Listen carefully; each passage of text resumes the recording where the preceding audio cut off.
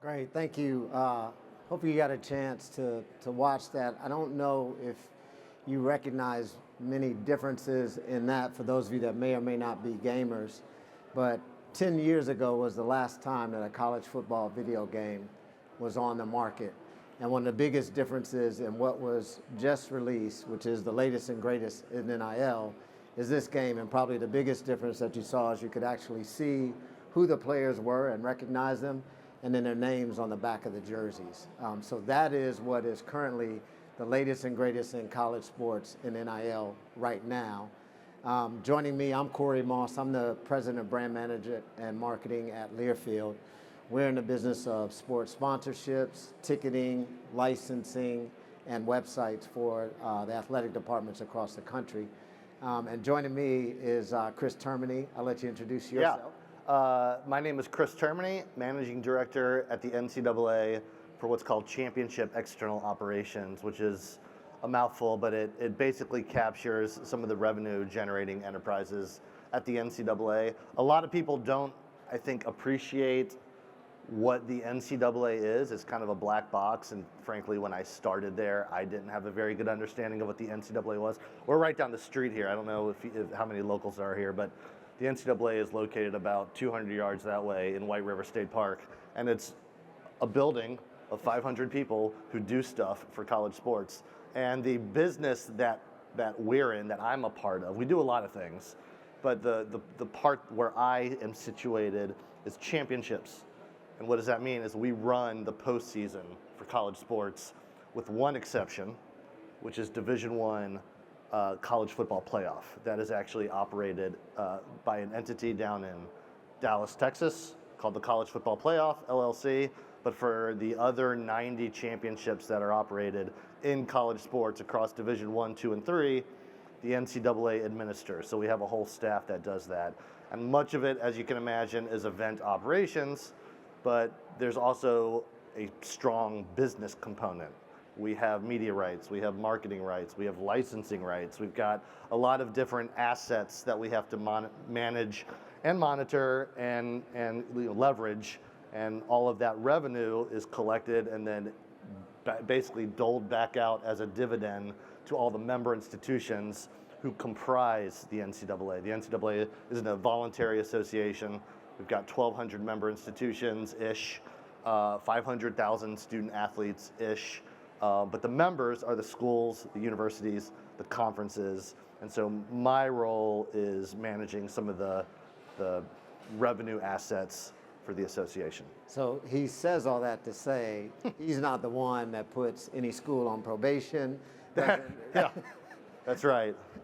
That's right. He's not responsible for that. He's responsible for It's a disfavored analogy, but it used to be we were the shiny side of the coin and enforcement was the other side of the coin. But yeah, all the enforcement, regulatory, that's the other side of the building, and that's obviously robust, and there's a lot going on. But yeah, NIL, the reason we're here is NIL and frankly the deregulation of NIL. We joke frequently.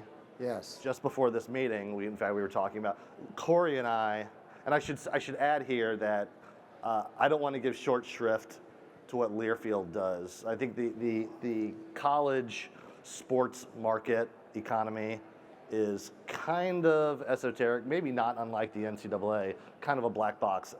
There's a lot of people. It's a fractured industry.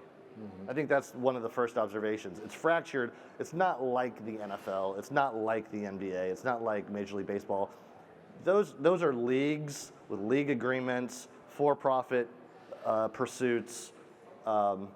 They're governed by a league agreement. They have collective bargaining with the athletes. It's all driven by contract, and it's frankly big economically, small operationally relative to the NCAA, where we have 1,200 institutions.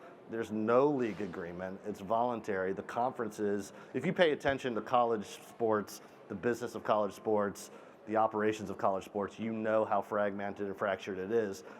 Back in pandemic, the big then Power 5 conferences couldn't get on the same page about how the college football season was going to be played. So the Big Ten and the Pac-12 were doing their thing. So it's just, my point here is that it's a hard market There's a lot of different competing interests, a lot of different competing actors. I think all of this is important prologue for the developments in NIL. But back to my point, and it's a circuitous way to get there, Learfield is a really important lubricant to making business happen in college sports. A lot of these college athletic departments, really across the board, I mean, certainly there's a disparity in resources and assets in college athletic departments. Ohio State is not like Hamden, Sydney in my neck of the woods back in Virginia. But there's disparate resources, but they all need help. And so that's where Learfield comes in. They come in and they help the universities figure out what to do with all their rights, their media rights, their marketing rights, their licensing rights, just like they're helping the NCAA. So that's their important partner to liaise between they're making business happen between the schools and the media, right? Whether it's broadcasters or whether it's licensees, companies that want to use the marks for EA Sports. That was not a cheap game to create. That was expensive. And we come from, I've been in the business for 30 years. You've been how long? Since 13, so 11. So 11, and we come from a space where NIL was not possible at all. All of our agreements with companies, manufacturers, you name it, that wanted to partner with the college sports landscape, in their agreements, it started with, you cannot do anything with student athletes whatsoever. It started there, and then every other opportunity came about to the institutions. And so now, ever since July 2021, we've only been allowed for student athletes to benefit from their name, image, and likeness in college sports for just 3 years. Yeah. And so, like I said, this is the latest and greatest, the biggest thing that's out right now, and it's going really well. But Chris, for the group, just kind of rewind just a little bit back to July 2021. Again, the old history is no student athletes could benefit from their NIL, but from now until the last 3 years, give people just a little history lesson on kind of what's transpired. Yeah. Well, back in 1985, I'm kidding, but you could go back that far. And so NIL has been, like Corey said, it's been off limits. NIL stands for name, image, likeness. You probably know that if you're in this in the audience. It's a intellectual property right, and the thing that we joke about has been we've been talking about NIL, you and I, as long as we've been working together, because it's always been an intellectual property right that has existed. I mean, it's largely a right that has been leveraged. Sometimes it's referred to as the right of publicity, right of privacy. It usually relates to like celebrities. Historically, it has been a right that celebrities have tried to protect. Ironically, we're in the state of Indiana, where the largest agency, I don't know if you even know this, I think you do, the largest agency of representing deceased celebrities sits here. So like, plethora of information. Take your pick. Yeah, a million of dead celebrities are represented. So the right of publicity and NIL rights are fairly robust, and they always have been here in the state of Indiana. But what happened was, and I'm not kidding about 1985, that was a seminal year, because before 1985, the NCAA kind of ruled all college commerce with an iron fist. It was all centrally governed and controlled by the national office, specifically media rights. So we said, Georgia, you play on this Saturday, Oklahoma, you play on that Saturday, Virginia, you play on this Saturday, and we were very sort of judicious with how we managed media rights. A number of schools, Georgia and Oklahoma among them, said, not so fast, NCAA, we should be able to control that. And that's what happened. And so they sued the NCAA. It went all the way to the Supreme Court. And in that decision, the Supreme Court said, yeah, you're right, OU and Georgia, you guys should manage your commercial rights. It's not a coincidence that from and after 1985, we get to where we are today, where it's hard to avoid college football on TV or streaming on a Saturday, because every conference, every school is out there licensing their own rights. And so that was the emergence of big-time college sports business. That's when it happened. If you need a ground zero, it's 1985. And so as the commerce exploded, media rights exploded, viewership exploded, marketing rights exploded, student athlete rights did not explode. Student athlete rights were dormant and status quo for years. And the NCAA membership made periodic changes, but really the courts around 2021, the Supreme Court, you may have read, there was another case that made it to the Supreme Court where we got our butt handed to us 9-0 in defeat, and that really, I think, caused a seismic change that we're still feeling the aftershocks from. It's still one of my favorite songs from Genesis is The Land of Confusion. We're kind of in that right now. We're in a land of confusion where we're trying to figure out what's what can we do, what can't we do. But the one thing that is clear is that student athletes now can pursue and exploit and monetize and leverage their own rights of publicity, their own name, image, and likeness rights. And so that is happening across the board. That's their endorsement deals, there's video game licensing. We can get into the different manifestations of it, but that's where we are. The NCAA has taken a hands-off, deregulatory approach to NIL, which has allowed and fostered this new economy. NIL is probably, together with sports wagering and like blockchain for a hot minute, it's probably the biggest disruption. There's always media disruption with streaming and new rights and rights grants and distribution models. But frankly, NIL is where the heat is for disruption in college sports. So now what you're seeing in college sports and student athletes, you're seeing them doing endorsement deals, you're seeing them have their own merchandise, you're seeing them do social media posts, you see them doing appearances, autograph signing, trading card deals, anything that you name it, they are now allowed to do. Where it's getting a little murky is also within college sports is, are they actually getting paid for what we call true NIL? Again, showing up for an autograph signing, showing up for a dinner, showing up at a birthday party. Is the true value that they're getting, is that for exactly what they're doing, or is it potentially because they're a great player and they want to pay them as much as possible, as many times as possible, so that they don't leave the institution? So is it an inducement for them to stay and play football, basketball, women's soccer, what have you? So the true NIL things that we see are obviously the endorsements, social media posts, the things that I mentioned before. And what we're also seeing now is that when NIL started in July of 2021, it was immediately primarily your football players and your men's basketball players. They were probably 80 to 85% of all of the NIL that was happening in 2021. You fast forward now to 2024, and it's probably 60-40 male, female. And where you're seeing it is primarily because, or why you're seeing that shift, is because the media companies, the sponsors are now looking for not necessarily who's the best player, but who's the best influencer. And so who can influence the purchase and consumers' interest are primarily, if you think about it, women.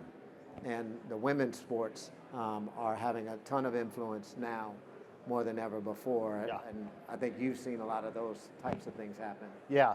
I want to double click on the point that you made about true NIL, because as I mentioned, the NCAA has taken a deregulatory approach, which means we're not doing a whole lot to police NIL. It's very laissez-faire. The one clear rule that we are enforcing is that the NIL exchange cannot be pay for play, right? We still at the NCAA are trying to honor and give effect to the amateur model. Maybe that word is probably fallen out of favor. We need to find a new word to define it, but it can't be pay for play. It's not a professional league, and we still have that position. Okay, so enter NIL, which is this massive release valve by which student athletes can capture their value. And it's a great case study. I feel like there's some economists out there that either are or will do a case study on how this is operating, but you're really saying, what is the true value of an endorsement deal in a marketplace where that's the only source of revenue that a student athlete can capture? Right. So if you take Joe celebrity with some NIL value, an actor who's able to monetize his or her likeness in other ways. Take a professional athlete. They have salary on the field, right? So endorsement deals there's an economy for endorsement deals where the supply is individuals who can capture value elsewhere. But when you drop that into the college sports economy, that's the exclusive realm where student athletes can get value. So I think it's a philosophical debate and an academic one, but also a practical debate is what's it worth to pay the starting quarterback of Georgia to show up for a car wash? Even though Joe Celebrity might command $1,000, the QB1 at Georgia might command $40,000. Right. It's an arguably different market. Is this being recorded? I hope it's not, because this is kind of relevant to some ongoing litigation. I think there's a real question about what true NIL is. Putting that issue aside, right? So the NCAA has to somehow police, and its member institutions, it's not just us, but somehow we have to get a handle on what is that car wash worth? And is it a true endorsement deal? And if it's not, is it pay for play? Is it really just a booster giving a kid $40,000 in a Mercedes to say, come to Athens? I'm picking on Georgia for obvious, they're the national champions, but like it could be anyone, it could be anywhere. And this is happening at all schools. It's this question about is NIL truly for endorsement? And if it is, how are we measuring that? And if it's not, is it really just an inducement? Because if it's inducement, it's pay for play. It's compensation for on-field performance, which is a no-no. So that's again, Genesis, land of confusion. That's the area where we have to figure it out. That's the area that's right. And that's where I think we obviously need to talk a little about innovation and tech being at an innovation summit. And that's where I think college sports and NIL is a lot different than the professional leagues. It operates totally different. So just think about the the college football video game that we showed. We're going to 132 FBS football playing institutions individually. When you do the Madden NFL game, you go to the NFL and the NFL gives you the 32 teams. Well, in the college sports space, because it's so fragmented, you have to go to each individual institution and say, here's an opportunity to participate in this game.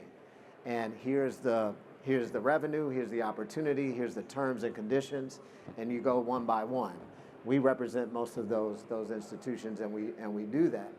So now, fast forward to actually getting 11,000 student athletes that are not a part of a union, unlike the professional leagues.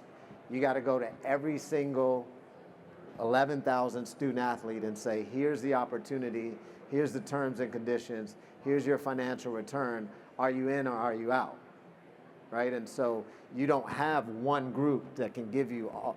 In the NFL, you have an NBA and Major League Baseball, you have one group that can give you every player. In college, you don't have that. So because of NIL, you have to go to each individual institution. So now, how do you do that? You have to do that through technology.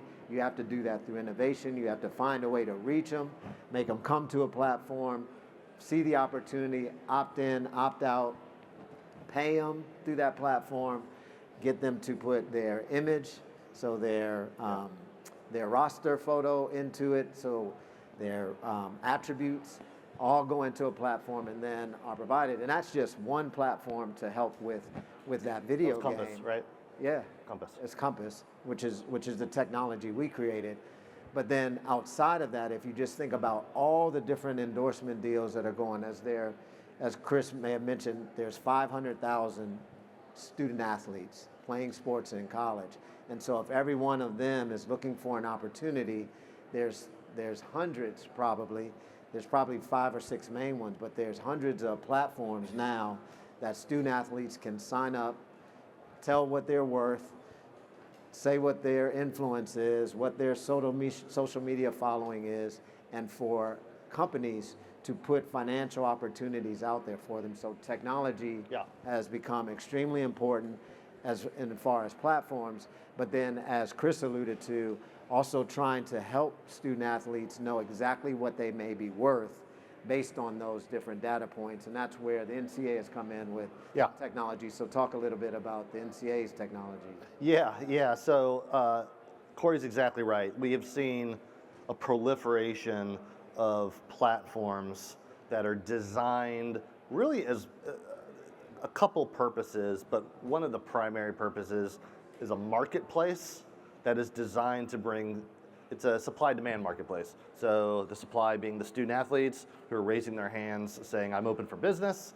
And then the demand side is all the brands and the potential sponsors who are saying, hey, I'd like the QB1 to hawk my wares at the car wash or whatever, right? So those marketplaces are happening, and there's a handful that have emerged, but that's one sort of technology that has proliferated. And you have that, and again, with the, just sorry to interrupt you, but Please. in that, with the professional leagues, you have a finite number of teams, a very small number of players that have marketability. But then when you're talking about, again, all of these institutions, Division 1, 2, and 3, plus 500,000 student athletes, there's no way to get your arm around that one by one. You have to do it through the form of technology. That's right. Yeah, again, to reiterate, this is not a problem for the leagues because everything happens through the collective bargaining agreement, and the entity that's representing all the player opportunities, it's the union. The union does that. They have a whole apparatus to help with group licensing, and then of course each player has his or her own agent that deals with one-off sponsor opportunities, but that is not the case in college sports. So again, marketplace technology is emerging, probably the most mature among the technologies. I think while those... Talk about the NIL assist. I am, yeah. So the other bucket where we're trying to cultivate some technology is in data transparency, right? And I think this is a really high priority for Charlie Baker, who's our new president. He's been with us for about a year. And NIL Assist is the name of the product. So if you Google search, I think it's nilassist.ncaa.org, whatever, you'll find it.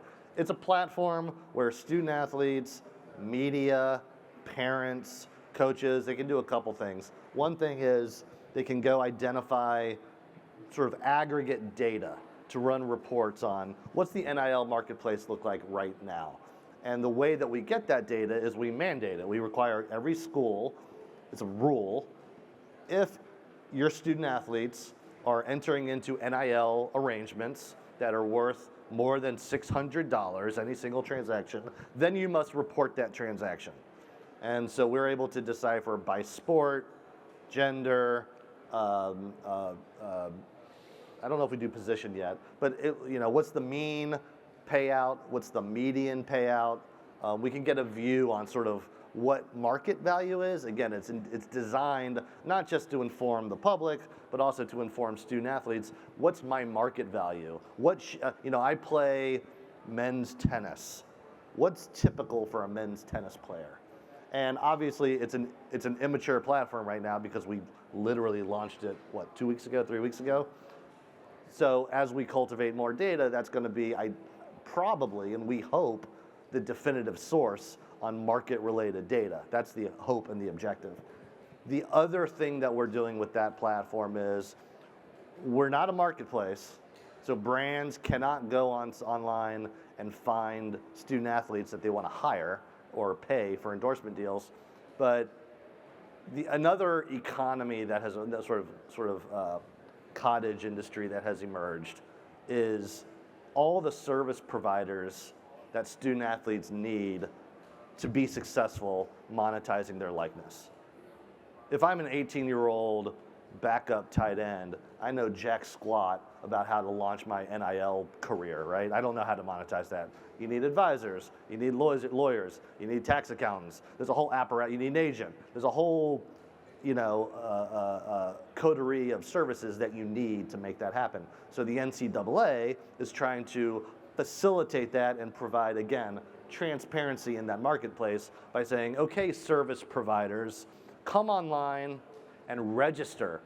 Show us who you are, raise your hand, and student athletes can search and find those service providers on NIL Assist. TBD whether that takes root, I can tell you that is needed in the marketplace because that doesn't exist, but it's basically a directory, it's a log of certain service providers so that student athletes can be successful. So it's very much in line with, oh, and by the way, I should say this is also the platform where the schools are reporting their NIL transactions. So it's a reporting mechanism for the member institutions.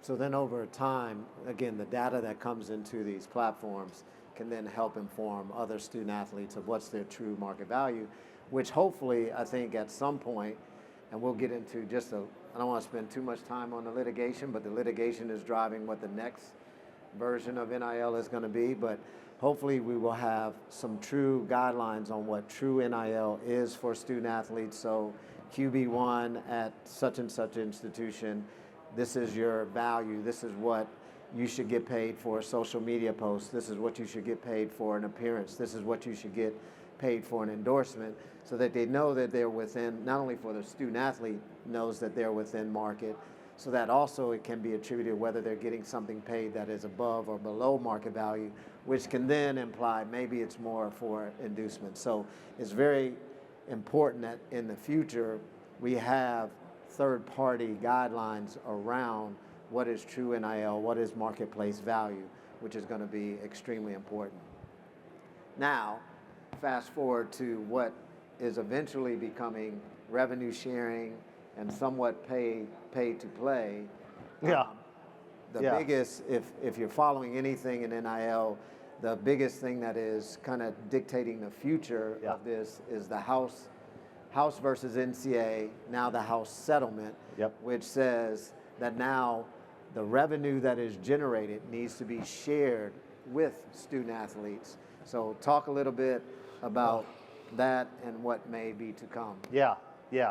A lot of ink has been spilled about the House settlement. So if you're interested in learning more about this, there's plenty of resources out there available, including on ncaa.org, which is our association website. By the way, I used to be a lawyer for the NCAA. You could probably intuit that, but I stopped that in 2018. But I do have a history being in the legal office. We tried to bring him over to the business. We were, yeah. We started losing when I left the legal team. No, I'm kidding. What an annoying comment. House settlement's a big deal. It's you mentioned the words revenue sharing. That's what the House settlement is. So the House settlement was the House lawsuit was the plaintiffs were basketball student athletes and football student athletes between 2016 and 2021. And they said, hey, NCAA, you violated antitrust law because you colluded to cap the price of my NIL value at 0. And so rather than go through the litigation, and oh, by the way, why 2016? Why did it stop there? Statute of limitations. So if you were a student athlete in 2015 or before 2016, you are not eligible. I guess them's the breaks. But we settled that case, and so now going forward, this House settlement does two things. One, it pays all those student athletes damages for not being able to monetize their likeness. So there's a $2.8 billion of money that's going to be paid out over 10 years to the class of student athletes who are entitled to claim it, and it's going to be administered by the court. There's a whole payout mechanism for it, depending on position and school, and it's a formula. I'm not privy to it, but that's the idea. But then, probably more importantly, there's going to be revenue sharing. Now, it's not pay for play. We're not saying schools can go out and pay QB1 for his performance on the field. But what we're telling schools, or what schools will be now allowed to do, they'll be able to share up to 22% of their revenue derived from the major sources, media rights, ticketing rights, sponsorship rights. So it's pretty much the pool of revenue that athletic departments are earning. Take 22% of that, and you can now share that amount as an NIL payment with your student athletes. So that's what House does. And it's a significant undertaking. I mean, I think there's a lot of questions. It does some other things, by the way. I'm kind of oversimplifying it, but by and large, that's what it does. It compensates former student athletes for what their losses were, and it allows revenue sharing going forward. So this whole, I think I mentioned earlier that schools, if I didn't, I should have. Schools are not allowed, have not historically been allowed to do this. If you're Georgia, you cannot dole out NIL dollars to your QB1. What has happened, and we haven't even mentioned this, collectives. What has happened was a bunch of collectives. Have anyone heard of collectives? Yeah. So collectives are basically, boosters. Boosters are getting together and saying, hey, you know what? We're rich. We got a lot of money. Let's get together and attract the best players, and we will pay them, in some cases, true NIL. In other cases, NIL will give $40,000 to the linemen to show up and, I don't know, shake a hand. And that's how money has been doled out in a lot of cases. It's been using these collectives. So, and every school has one. West Virginia has one, several probably. UVA has some, one. Okay. Are you affiliated with it? All right. Yeah. Well, you know, Oliver Luck. Yeah, Oliver Luck is a proud alum, and he was at the NCAA for a while. And I know he was. Yeah. They're everywhere. Collectives are everywhere, and they're not going away. And they're probably helpful because they're allowing. Not only are they helpful for the last couple of years, but I think they'll be helpful going forward because, as I said, schools are now allowed to pay 22%. That's about $20 million, $22 million. I mean, if you take the revenue, $100 million, $22 million is going to student athletes. Well, athletic departments, they aren't designed for this. They don't have cap managers. They don't have, this isn't their bread and butter. Maybe college sports will evolve where this is taking place within athletic departments, and you're starting to see some of the major resource schools pay kind of eye-popping salary. Like, do you hear Alabama just hired a guy for like $1 million a year to manage the salary cap? Basically, my words, not theirs. But now they're starting to get more mature and try to like manage this in-house. But until they do, they're going to need collectives. And so the collectives are going to help administer. They're going to recruit brands. They're going to get money. They're going to administer payments to the student athletes. They're going to make the student athletes are showing up to the car wash. They're going to be giving the student athletes assets for social media. Yeah, and I think the biggest difference in the House settlement from July 2021 to whenever this settlement gets agreed upon is in July 2021 it was all the brands and the sponsors that were paying the student athletes for NIL or collectives paying the student athletes to do certain activities. Now, once this House settlement comes into place, if it's adopted, if it's approved, now what the biggest change that it makes is that now the schools can actually make that payment. So the schools can say, I'm going to pay you to use your NIL. Yep. You may still be able to do some sponsorship deals and other things, but I'm going to utilize your NIL for some things as well, and they actually get involved in the direct payment. So that's the part that really changes, which changes the financial landscape for the institutions. That's why you hear schools now talking about if I'm sharing revenue, then I need to make some changes, whether it is to the number of scholarships I offer for men and women's sports, the number of sports I may end up sponsoring, the number of sports that I may change from a varsity sport to now a club sport. So now you're starting to see some shifts in how they may actually sponsor sports and what those sports may look like. So that's probably the biggest change from the House settlement. Let's move maybe to we got 9 more minutes, so let's move and we'll take some questions and answers here if we can. But move to the ways, because the NCAA, again, as we started in this business, was saying no way you could use NIL. But now student athletes are doing these different opportunities, whether it's sponsorship and licensing. The NCAA has sponsors. The NCAA has licensees. Yeah. How is the NCAA combining your IP with student athletes to create opportunities? Yeah, thank you for that. We're a conservative organization. So no surprise, we, the NCAA, like our member institutions, do not pay student athletes directly for NIL. But we also don't use their NIL commercially. that probably upsets your expectation. Or I think a lot of people think, oh, what are you talking about? The NCAA, we don't. Commercially, there are media rights, and this is actually an issue that's going to be litigated.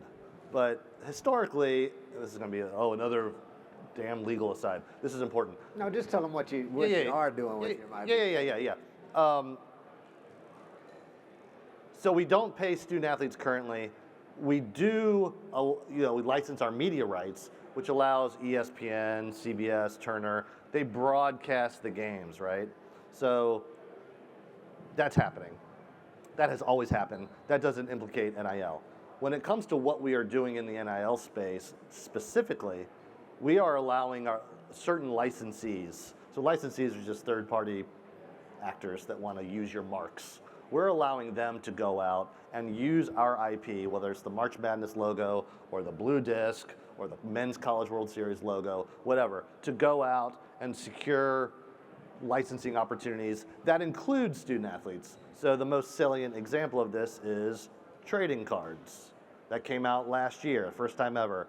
If you were interested in buying March Madness trading cards, Topps sold March Madness trading cards. That was the first foray into this. Now, the video game is, again, probably the most salient example generally of a licensed product, either jerseys and their bobbleheads and their posters. There's a lot of product, that licensed product that's emerging. The NCAA's only foray into it to date has been trading cards. We're not in the video game.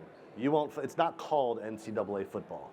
It's called college football, right? So that was intentional on EA Sports' part. There's a bit of a tortured history as to why that happened. I think once schools start to pay their own student athletes for NIL, the NCAA might get into the business of doing that. So you might find sometime in the future a student athlete that's going to be participating in the women's volleyball championship. You might find her on social media saying, hey, click here to buy tickets to the NCAA women's volleyball championship. That doesn't happen now. In fact, if you go look at ticketing collateral, like buy now, maybe you've seen it. If you're watching March Madness, you see our ads. We don't use it's kind of nuts. There's no student athletes in our graphics coming from the national office because we don't use student athlete likeness to sell commercial things. If you get an email saying buy tickets or buy our merch, you won't find any student athlete likeness. That's not what we do. So maybe in time But you can now, if a player were to hit a game-winning jumper in the NCAA tournament, within minutes now, you could see national championship. That's right. Caleb Love shoots a jump shot, wins the national championship, and it's on a T-shirt. That's right. It's in a trading card. That's right. It's in those things. So that is where That's right. the NCAA is allowing student athletes to partner with their IP. That's right. And it's a great example. You're talking about Breaking T. Yes. A licensee is a company, and what they do, their business model, among other things, is they take breaking moments, hot moments, a game winner, buzzer beater, and immediately put it up for sale. Right. So it's hot market, but it's capitalizing on and the student athlete is licensing his or her mark, so they're getting paid. The university is licensing its mark, so UNC is getting paid or whoever. And then if our mark is on it, March Madness, we're getting paid, right? So so that's that's happening. So fast forward this, if you think about media and broadcast and content, then there may be a day, like you said, once it's figured out, where schools are paying for NIL, then the NCAA may be able to pay for NIL. Then maybe there is some content from a championship that becomes branded by a sponsor. Yep. That then both the student athlete and the NCAA can benefit. That's kind of continuing fast forward of these different ideas and innovation that may be coming about. Yeah, and I should also clarify, we are allowing our corporate sponsors. So again, March Madness. You see our corporate sponsors all the time advertising. Capital One, AT&T, Coke, yep. Their ads are littered all over March Madness. They're allowed to use likeness. So AT&T, good example, they'll go out and they'll procure current student athletes who are competing in this year's tournament to show up in their ads during March Madness. Right? So that's AT&T as a sponsor leveraging student athletes. Yeah. So we got 3 minutes. I know we kind of jumped around all over, but we'll, if there's any questions, we'll take a few. So you mentioned unions a little bit.